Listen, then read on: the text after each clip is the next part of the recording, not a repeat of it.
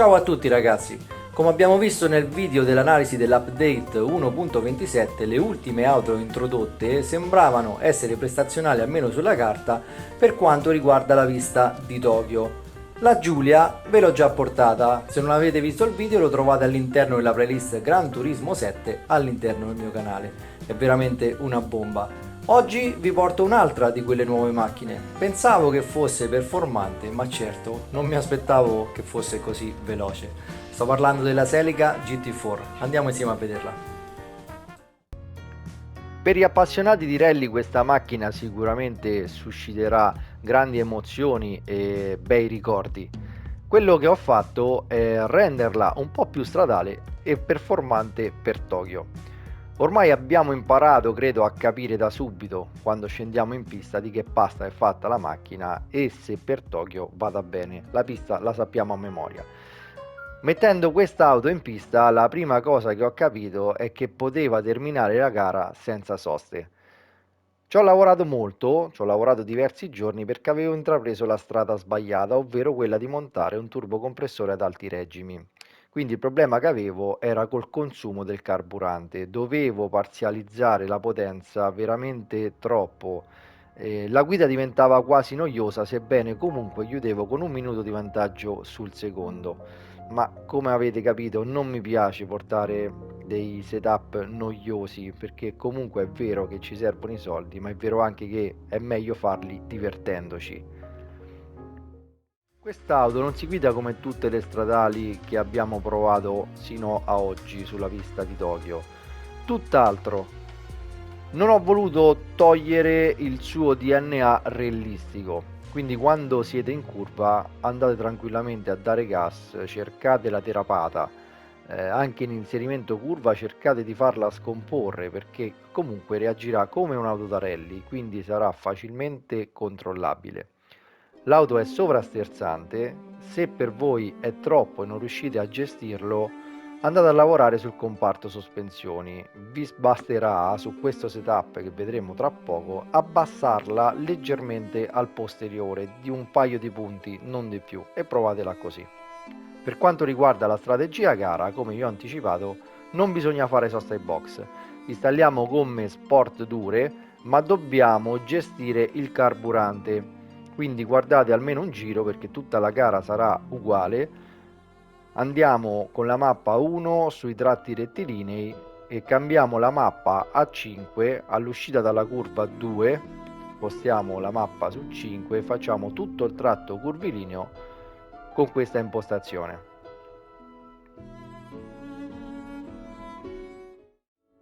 Un ultimo consiglio che voglio darvi: negli ultimi 2-3 giri alzate il piede perché le gomme saranno esauste, soprattutto le anteriori, quindi non rischiate magari di andare a collidere con qualche muro e non riuscire a fare gara pulita. Ma andiamo a vedere che cosa installare su questa macchina, andiamo a vedere il setting e poi guardiamo la gara. A fine gara i commenti. È un'auto gruppo B, quindi possiamo installare poco e niente. I cerchi in lega sono stati cambiati, la dimensione rimane la stessa, 18 pollici. Portiamo però la larghezza del cerchione su larga, l'eccentricità rimane per forza standard. Nelle parti personalizzate non c'è nulla di funzionale, però se vi piace potete installare i fari. Gomme sport dure, sospensioni personalizzabili di serie. Queste sono le regolazioni che dovete inserire e questo parametro è quello che dovete andare ad abbassare se per voi l'auto è troppo sovrasterzante, quindi togliete un paio di punti da questo parametro. Il differenziale è personalizzabile di serie, questi sono i valori da inserire. Anche il differenziale centrale è di serie, impostatelo al 35% all'anteriore, 65% al posteriore. La deportanza 100 all'anteriore, 178 al posteriore. Installate una ECU personalizzabile, regolate la potenza sull'86%. Installate una zavorra e impostatela su 140 kg, posizionandola tutta al posteriore, quindi 50. Installate un limitatore di potenza, lo impostate sull'85%, Guardate bene questa curva di coppia e di potenza, capite che dovete cambiare le marce quando siete a poco più di metà giri per ottenere la migliore performance da quest'auto. Installate un cambio personalizzabile da corsa, settate la velocità massima a 260 km/h, regolate prima il finale 3.674, poi a partire dalla prima inserite questi valori. Installate un turbocompressore ai medi regimi. Il sistema anti-lag è di serie, impostatelo su debole. La marmitta da corsa è di serie, i dischi da corsa sono di serie, il controller freni è di serie, impostatelo a 2. Non ci sono altre cose da installare su quest'auto.